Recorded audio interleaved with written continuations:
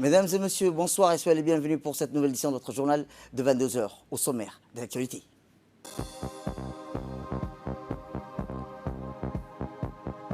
À la une dans l'actualité nationale, le président de la République, son Excellence Ismaël Omar Guelleh, a, comme à l'accoutumée de l'avènement de l'Eid el-Fitr, exprimé ses meilleurs vœux à ses compatriotes. Et dans l'actualité internationale, la situation devient de plus en plus alarmante en Palestine. Je vous le dis dans le titre, le président de la République, son Excellence Ismaël Omar Guelleh, a, comme à l'accoutumée à l'avènement de la Eid el-Fitr, exprimé ses meilleurs vœux à ses compatriotes. Je forme de vœux de santé, de bonheur et de prospérité à chacun d'entre vous, a écrit le chef de l'État. Le chef de l'État a indiqué Dieu Tout-Puissant d'accepter toutes les bonnes œuvres de piété, de recueillement, de pardon et de charité consenties par notre société durant le mois béni du Ramadan. En ce jour de fête, mes pensées vont naturellement à l'ensemble de nos concitoyens, a-t-il affirmé. À nos forces armées, sécurité, je ne trouverai jamais le mot juste pour leur dire combien la nation leur est reconnaissante pour faire valoir l'intégrité du territoire et la qualité des biens et des personnes, a-t-il déclaré en substance. En autre composante de nos forces vives, au premier rang desquelles, en ce temps de Covid-19, notre corps médical de santé, je tiens à lui adresser mes chaleureuses félicitations et l'assurance parfaite de mon estime et soutien dans le combat salutaire de notre société contre la pandémie, a-t-il indiqué. Sans le professionnalisme et le sens élevé des responsabilités et du patriotisme dont ils font montrer notre pays n'appartiendrait pas, comme c'est toujours le cas, au cercle restreint des nations marginalisant le spectre douloureux de cette pandémie planétaire, a-t-il souligné. Je forme le souhait que le récent recadrage entrepris de la lutte nationale contre le Covid-19 seront de nature à restaurer l'ascendance totale pour que notre pays avait réussi à avoir sur cette maladie lors de sa première apparition chez nous, a-t-il poursuivi le chef de l'État, exhortant ses compatriotes à rester vigilants et à continuer à se conformer aux consignes des autorités sanitaires. Le chef de l'État a mis ensuite à profit son message de vœux à la nation à l'occasion de la Eid el-Fitr pour toujours toucher mot aux principaux événements portés à l'ordre du jour de notre pays dans un proche passé. À travers l'ordre et la quiétude dans lesquels se sont produites la campagne électorale et son dénouement, le scrutin du 9 avril dernier, notre société a apporté une fois de plus la preuve de sa maturité politique et de sa capacité à souscrire à des consultations libres, justes et transparentes, a-t-il fait observer. Je n'omets pas que, comme promis, le mandat qui s'ouvre doit être affecté à la poursuite des efforts au développement et surtout à l'accroissement des débouchés, notamment au profit de l'emploi des jeunes, a-t-il reconnu dans la foulée. Sur ce dernier point relatif à la création d'emplois, les perspectives sont d'ailleurs encourageantes au regard des résultats positifs déjà enregistrés par le Fonds souverain initié, prometteur financier pour notre industrialisation propice à la création massive de travail, a-t-il précisé. Et le chef de l'État a appelé le secteur privé djiboutien à se joindre également au combat collectif de notre nation pour la dignité et le triomphe sur la précarité sociale et le chômage. Par le biais de la création des petites et moyennes entreprises, largement à la portée de nos hommes et femmes d'affaires, notre société est en mesure d'accéder rapidement à des résultats hautement significatifs en termes d'emploi, a-t-il insisté. La diaspora djiboutienne a vocation aussi à apporter sa contribution dans le cadre du défi posé par la question de l'emploi à notre société, a-t-il admis avant de décrire un tel engagement beaucoup plus louable que le récit de dénigrement de leur pays auquel se livre en permanence une infime minorité de nos compatriotes de l'étranger et qui ne peuvent nullement compromettre notre unité et cohésion nationale, a-t-il écrit. Nous n'aurons de cesse de privilégier toujours la fraternité et les relations d'entente et de cordialité avec nos partenaires, notamment les États limitrophes, a-t-il ajouté. Sur ce sujet, je refuserai d'ajouter la confusion à la confusion. Je ne saurais accepter de prendre pour notre pays des accusations contraires à son éthique de neutralité et non-interférence dans les affaires des tierces puissances, a-t-il mis en lumière. Nous déplorons par ailleurs, a-t-il écrit le chef de l'État, la violence et la barbarie subies ces jours-ci par le peuple frère palestinien dans le territoire occupé, notamment dans la ville sainte Al-Quds, a-t-il indiqué, réaffirmant la solidarité indéfectible du peuple djiboutien avec leurs frères palestiniens. Le président Guelleh clôt son vœu de l'Eid el-Fitr à la nation en réitérant ses meilleurs vœux à l'ensemble de nos compatriotes et à ceux qui nous font l'honneur de vivre parmi nous.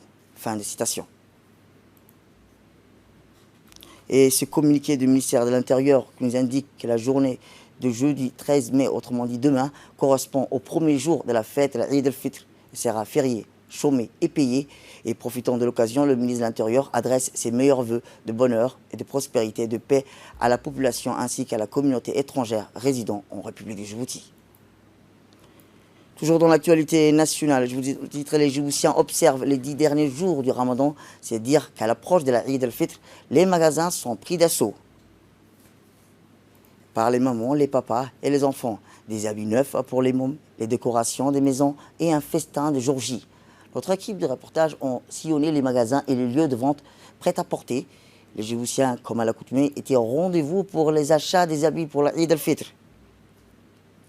Dans les 3 communes de la capitale, les magasins ne désemplissent pas, comme ici à Rodan, dans la commune de Balbala, où les habitants de cette cité témoignent de leur gratitude à une propriétaire d'un magasin de la place dénommé Turkic, qui, ont-ils précisé, nous a épargné d'aller en ville pour faire nos achats, comme en témoigne cet acheteur.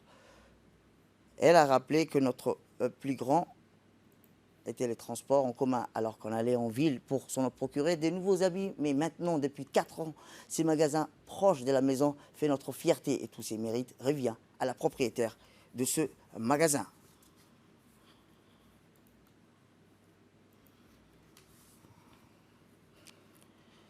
Autre actualité, durant ce mois sacré, compassion et dévotion se conjuguent pour renforcer les valeurs morales et faire multiplier les gestes d'entraide et de partage comme partout ailleurs. Et d'approche à Eid al-Fitr, la NPH a procédé à la distribution d'habits pour les personnes handicapées et plus particulièrement pour les enfants en situation de handicap. Le directeur général de Al Saïd Mahmoud a entamé les activités de distribution dans la ville de Djibouti pour les enfants en situation de handicap. Toujours dans ce cadre, que le directeur général de l'agence handicapée a hier au siège de la NPH de Al-Mous a procédé aux distributions d'importants lots d'habits et de frites au réseau des personnes handicapées à la ville de Djibouti. L'objectif vise essentiellement à apporter l'aide et le soutien nécessaire en ce jour de fête aux personnes handicapées, des habits neufs pour la fête de l'Eid al-Fitr. Le directeur général de Al Saïd Mahmoud, qui s'est exprimé à notre micro, a souligné d'emblée l'importance de cette action, surtout en cette période de l'approche de la Eid al-Fitr. Sans transition, direction Tadjoura, où dans les cadres de l'approche de la Eid al-Fitr, l'Agence nationale pour les personnes handicapées a distribué quelques 300 lots d'habits neufs aux personnes handicapées âgées de la région Tadjoura. L'opération de distribution s'est déroulée au siège du conseil régional de Tadjoura. Il y a eu la présence du préfet adjoint ainsi que le représentant du Croissant Rouge et le président des handicapés de Tadjoura, Iwad Kamil. Les personnes âgées handicapées ont bénéficié cette année de cette noble initiative dont le but est de redonner un peu de gaieté durant les fêtes musulmanes et même à titre que les autres. Après Tadjoura, la délégation de l'Agence pour les personnes handicapées ont pris le cap à Arta dans le cadre de l'approche de l'Eid al-Fitr. L'Agence nationale pour les personnes handicapées a distribué quelques 300 lots d'habits neufs aux personnes handicapées et des enfants à besoins spéciaux de la région d'Arta.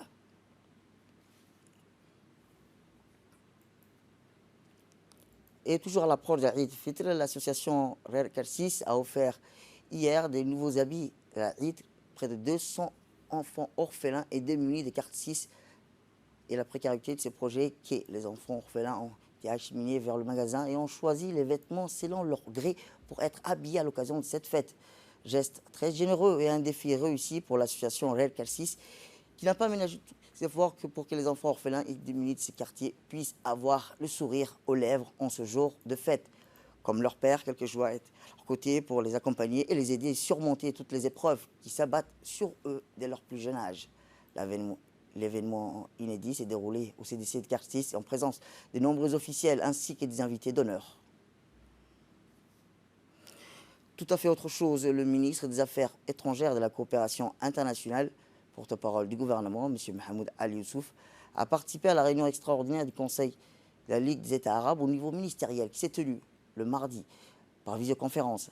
Cette réunion présidée par l'État du Qatar a été consacrée à la discussion de l'action arabe et internationale pour faire face aux crimes et aux attaques israéliennes brutales contre le peuple palestinien dans la ville occupée d'Al-Quds, la capitale de l'État de Palestine, notamment l'offensive israélienne sauvage contre les fidèles lors de ces mois bénis du Ramadan, ainsi que les attaques et les plans saisis des maisons des martyrs dans le Sheikh Jarrah et les autres quartiers de la ville pour tenter de vider la ville sainte de ses habitants. Eh bien, dans son intervention, le chef de la diplomatie djiboutienne a réaffirmé le soutien indéfectible de la République djibouti à la cause palestinienne, aux droits légitimes du peuple palestinien, frère, y compris l'exercice de ses droits religieux, à établir son État indépendant avec Jérusalem comme capitale Est. Le ministre djiboutien a exprimé la ferme condamnation et la dénonciation de notre pays des crimes commis par Israël contre des fidèles dans la mosquée d'Al-Qas'a et des civils sans défense dans les quartiers de Sheikh Jarrah à Jérusalem occupés. Il a également appelé la communauté internationale à intervenir immédiatement pour mettre un terme au terrorisme d'État juif et assurer la protection nécessaire au peuple palestinien. Autre actualité dans ce 22 heures, c'est aussi le ministère de l'Agriculture qui s'est doté d'un laboratoire de culture intra-vitro s'appuyant sur les dernières innovations technologiques appelées organogénèse, permettant la multiplication en masse et la diffusion rapide des cultivars palmiers dattiers de grande valeur marchande et haut rendement comme le medjour, le khalas et le barh. Dans le cadre de ce projet, le laboratoire a bénéficié d'une serre moderne et d'acclimatisation complètement automatisée pour assurer la sortie en terre des vitroplantes. Il s'agit d'une serre vitrée multichapelle d'une hauteur d'environ 5 mètres et couvrant une superficie totale de plus de 500 mètres carrés. La maîtrise de cette phase d'acclimatisation est déterminée pour la réussite du procédé de multiplication vitro des palmiers dattiers. Ainsi, grâce à ces joyaux technologies, le laboratoire peut produire désormais 10 000 vitroplantes dattiers par an. Je suis honoré aujourd'hui de me retrouver aux côtés du ministre pour concrétiser l'action que nous avons menée ensemble. Cette serre permettra au laboratoire national de passer de l'échelle des résultats de recherche en interne pour pouvoir passer à la multiplication en nombre important et pouvoir alimenter les producteurs à l'intérieur du pays. Ce programme contribue à réaliser la stratégie qui est promue par le ministère de l'Agriculture, celui d'assurer la sécurité alimentaire, celui de faire la promotion de la culture oasienne et celui d'apporter un peu plus de revenus aux producteurs agricoles dans ce pays. Eh bien, si ce projet piloté de culture in vitro a bénéficié d'un cadre institutionnel national, le ministre de la Culture a rappelé qu'il est favorable à son développement. Il doit également à sa réussite à la persévérance et à la détermination de l'équipe. Écoutons-le. Je tiens à remercier le président de la République, son Excellence Ismaël Omar Guelleh, qui a eu l'initiative de promouvoir, d'encourager la promotion du palmier dattier. Ce complexe de vitroplan qui a abouti à son couronnement n'aurait pas vu le jour sans la détermination et la pertinence de son Excellence Ismaël Omar Guelleh. Nous avons visité les différentes serres, les différentes composantes du complexe.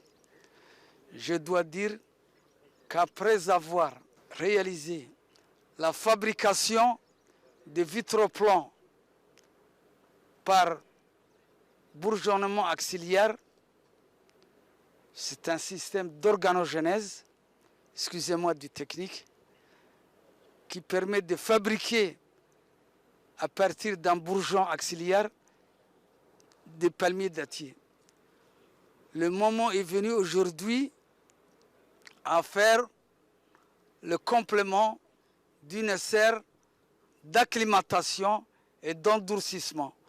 La serre d'acclimatation, c'est pour nous dire que les petits vitroplans de dattier à peine sortis du laboratoire, 12 mois sur 12, par un système automatique, ils restent en acclimatation avec une température constante.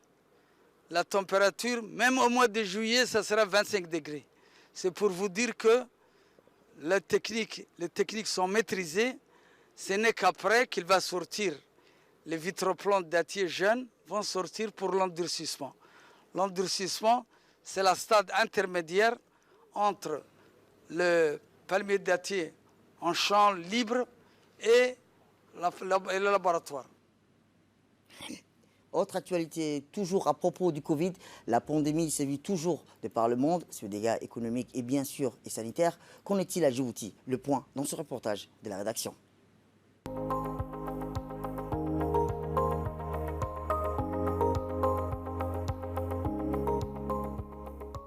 Début 2020, le monde découvrait pour la première fois un nouveau coronavirus, la Covid-19, un virus qui a touché le monde entier. En mars 2020, le président de la République, Ismaël Omar Guelleh, décide de confiner les pays pour endiguer la propagation du virus. Sur plan sanitaire, le résultat est positif, mais l'économie djiboutienne, à l'instar des autres pays, va en sortir affaiblie.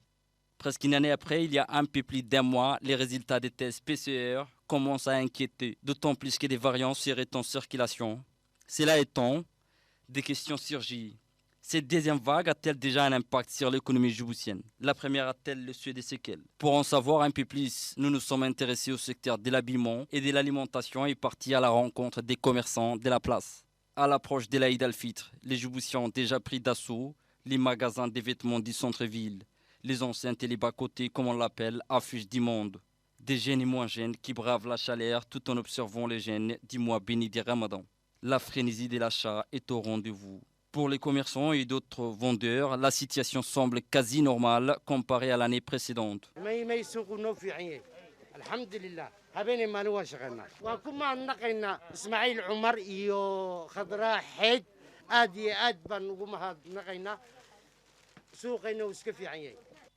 Le confinement de 2020 avait particulièrement touché les vendeurs et vendeuses qui vivent des petites activités génératrices de revenus, obligeant l'État à leur venir en aide. Aujourd'hui, malgré la persistance du coronavirus, ces femmes se protègent avec un masque et continuent d'exercer leurs activités. Le secteur de l'alimentation connaît habituellement une hausse durant les mois de Ramadan. La consommation augmente et donc les achats des denrées alimentaires. Sur le terrain, notre équipe a pu constater que les opérations se déroulent normalement. Difficile à dire que nous avons renoué avec la période post-Covid-19, mais ces secteurs affichent son tableau classique. Les commerçants interrogés nous font part d'une constance dans leurs activités. كل شيء تمام الان الاقتصاد تمام الحركه تمام ان شاء الله احسن لما كان مقفل يعني الحمد لله كل شيء تمام شيء يمشي عادي رجع لنا الحياه الطبيعيه تمام كل شيء يمشي الشراب المأكولات كله يمشي. La deuxième vague du Covid-19 et ses variants font beaucoup de dégâts à travers le monde. À Djibouti, les autorités ne cessent de rappeler l'impérieuse nécessité de respecter les gestes barrières pour se protéger et protéger les autres. Une vague non contrôlée est à la fois dangereuse pour la santé des citoyens et la santé économique du pays. Autre actualité, à l'instar des autres régions de la capitale, la branche d'Obok du Croissant Rouge de Djibouti a célébré dans la journée du 10 mai dernier la journée mondiale du mouvement international de la Croix-Rouge et du Croissant Rouge à Obok. Cette année, le thème retenu est « Ensemble, nous sommes inarrêtables ». La cérémonie s'est déroulée dans les locaux du CDC d'Obok. Elle a vu la participation du président du conseil régional, M. Mohamed Ismaël, d'ancien secrétaire général de la branche Obok du Croissant Rouge de la Croix-Rouge, M. Mohamed Awad Mohamed, le préfet adjoint, M. Ali Omar, membre du comité de la branche et issu de la société civile, des associations de la région et des volontaires de la branche. La cérémonie a débuté par une brève présentation du coordinateur suivie d'une projection film d'une histoire d'idées qui relate la naissance du mouvement par un certain Henri, le fondateur de cette organisation, puis une projection sur les lumières des activités des volontaires du Croissant Rouge durant le Covid-19. Ensuite, s'en est suivi l'intervention des procédés rappelés aux participants l'importance de la tenue de cette journée. Toute leur intervention, ces derniers ont profité de l'occasion pour passer un message fort à la protection contre le Covid-19. Et enfin, la cérémonie a été close par des remises de certificats aux volontaires et avec l'habituelle photo de famille. Fait divers pour clore l'actualité nationale. 2 individus munis des armes blanches se présentent à l'ouest d'Ambouly en vue d'extorquer des personnes vulnérables de passage à cet endroit.